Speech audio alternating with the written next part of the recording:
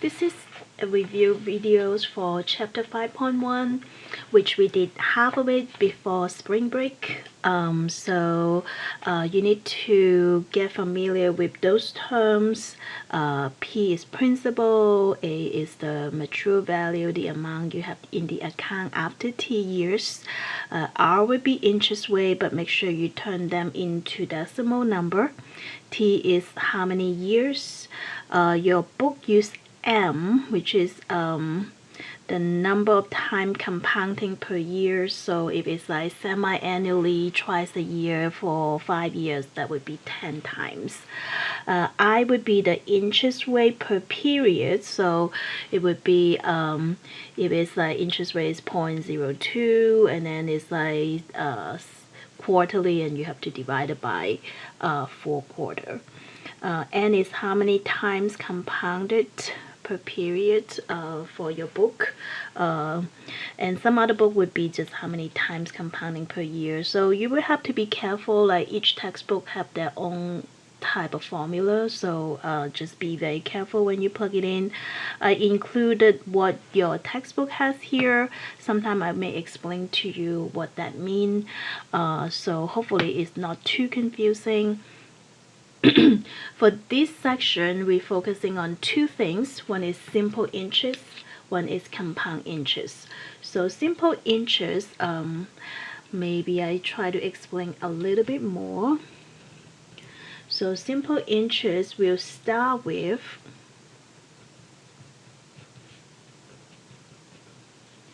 a lump sum of money.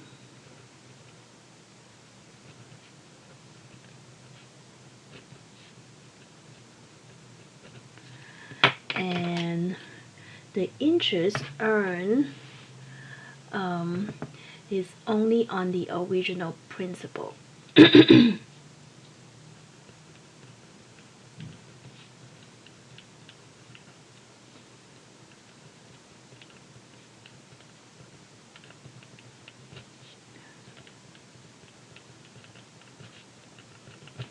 So just be careful, there's no compounding. So I just want to explain a little bit more what they mean by simple interest. So you should start with a principal lump sum of money. The interest you earn from simple interest is only from the original principal. There is no compounding included. So we have a formula just to find the interest. We also have the formula that you can find the amount in the account after T years. And then last time we talked about N is how many times you compound per year in my book. And then E would be the natural number. So for the compound interest, this also starts with a lump sum of money.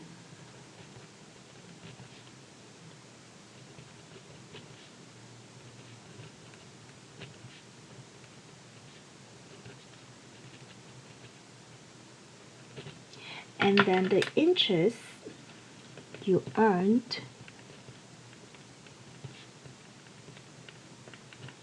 is going to be not only from the original amount,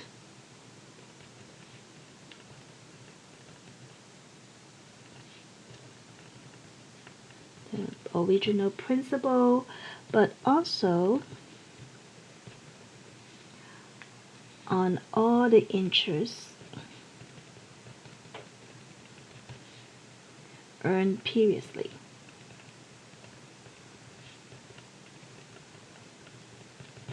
So usually you will make more interest if it's compounding. If you get a loan, a lot of time they will be compounding several times a year, so the company can make more money from you. So for the compound interest, we have a few formula. The first one is for compounding several times a year.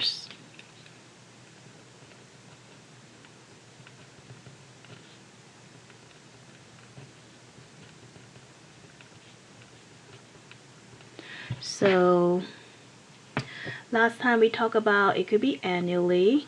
once a year, semi-annually twice a year, quarterly would be 4 times a year, monthly would be 12 times a year, weekly would be 52 weeks a year, daily is 365 days a year, although sometime they may specify they use 360 days per year just to make the number a little bit nicer. The second formula here for compounding is continuous compounding, which is PERT, P-E-R-T is the formula. This is continuous compounding. So that would be a little bit more than 365 days a year. Normally, you make a little bit more interest for continuous compounding. The more times you compound it per year, the more interest it's going to make. All right, the next formula is about the APY. One is for several times a year, like related to this formula. One is for the continuous compounding related to this formula. So this helps you to figure out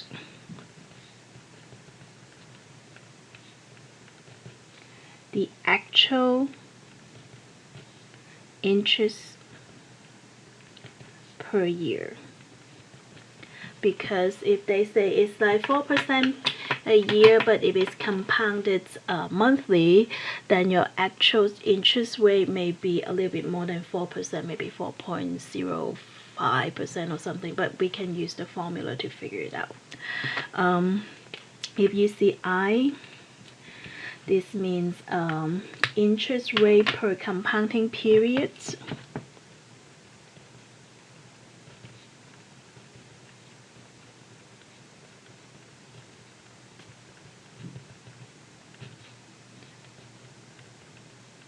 So if it's compounding 4 times a year, the interest rate would be a little bit different per period. And N equal to NT, what that means is this is number of payment totally, or number of compounding times totally.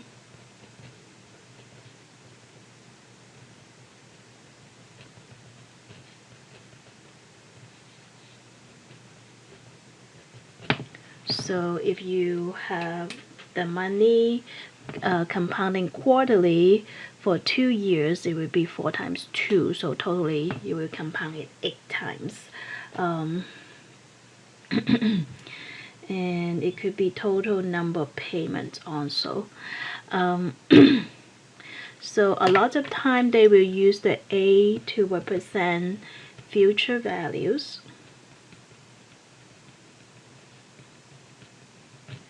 And then the P represent the present values. I'm sorry, yeah. Okay, so the principal can also represent the present value. So those are some of the terms that we want you to pay attention to, and don't forget, don't round it to until the very last step. Don't round numbers until last step. And then if it's money, for money, you want to round it to 2 decimal places. Alright, so we did that like a little bit over before spring break, so we kind of want to review this. Hopefully it will help. Alright, so on the next page we did that together. We want to make sure you know how to change percentage to become decimal number. The easiest way to think is like percent mean per 100. So if you divide that for 100, you basically move 2 decimal places like this, right? So we did some practice, and we also want to make sure you know how to change from decimal number back to percent. So it's kind of like this number 0.006 need to times 100%, right? So you move 2 decimal places to 0.6%. So make sure you know how to do that. The next one would be converting these two in terms of years. And this one say 365 days as a year. Some of your homework may say 360 days.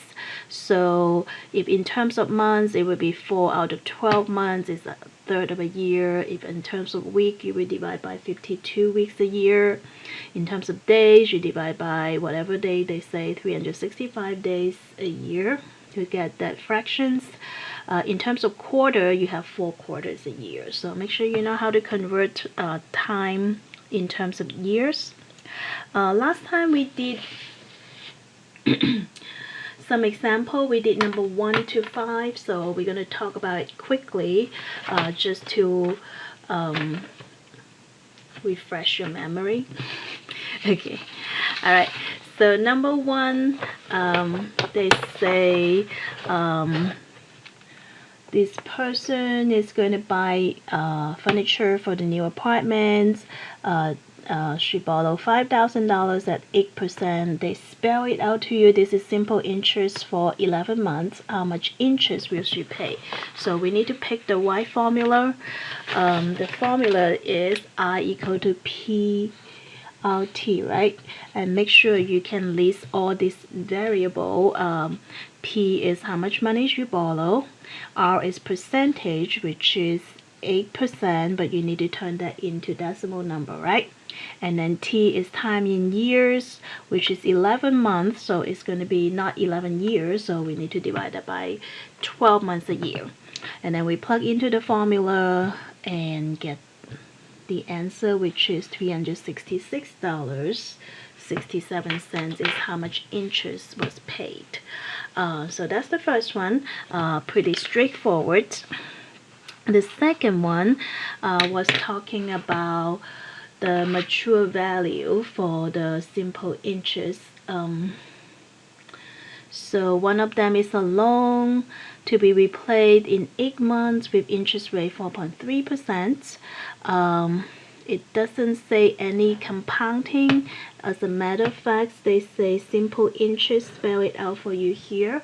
So we know we're going to use the simple interest formula.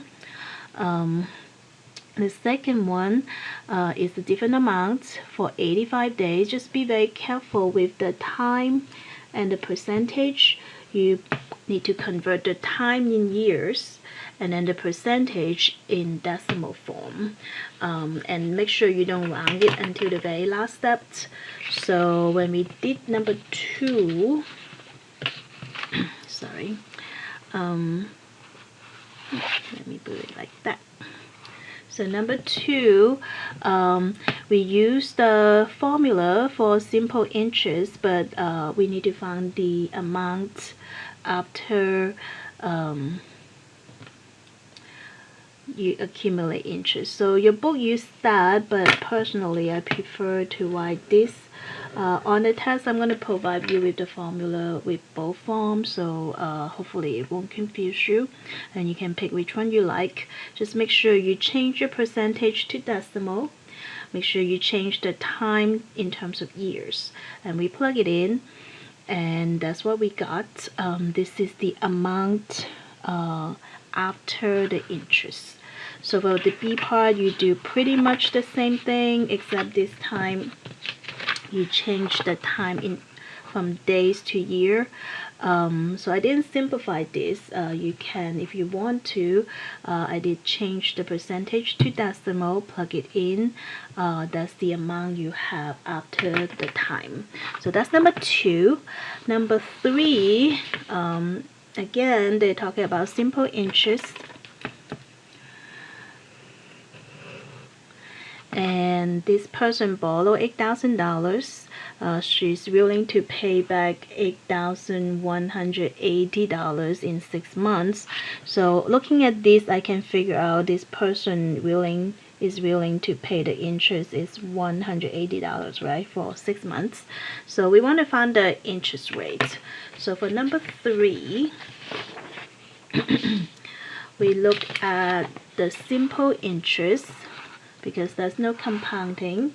The principal was $8,000 and the amount after the time is $8,180. This is for 6 months, so we need to divide that in terms of years, and we don't know interest, right? So we plug it into the formula. We are solving for R, so it's like for solving one variable. So we got a decimal number here, but it's interest rate, so we have to convert it back to percentage, moving 2 decimal places to get the 4.5% interest rate. Hope that's okay. Number four, let's see. Number 4 have A and B. So suppose we have $1,000 is deposit for 6 years in an account paying 4.25% compounded annually. So we started with compound interest for this. So we want to find the compounding amount and find the amount of interest. So we need to use the compound interest formula. We're going to list all the stuff we know. We don't really know A, but we know that starting with principal of $1,000, and we have the 4.25%, change it to decimal place, is compounding annually for 6 years. So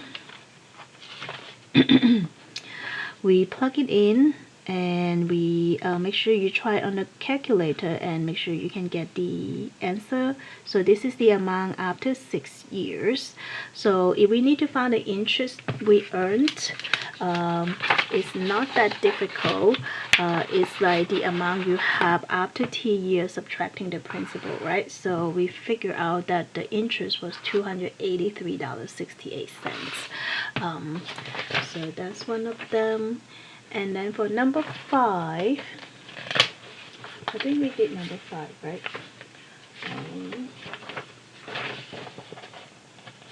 Did we do number 5? Okay. So number 5, we have found the amount of interest earned by a deposit of $2,450 for 6.5 years at 5.25% compounded quarterly.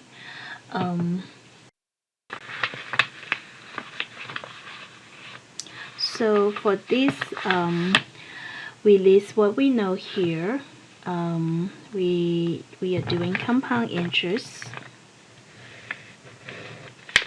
and we need to find the amount of interest earned for the deposits. The deposit principal is $2,450 for 6.5 years.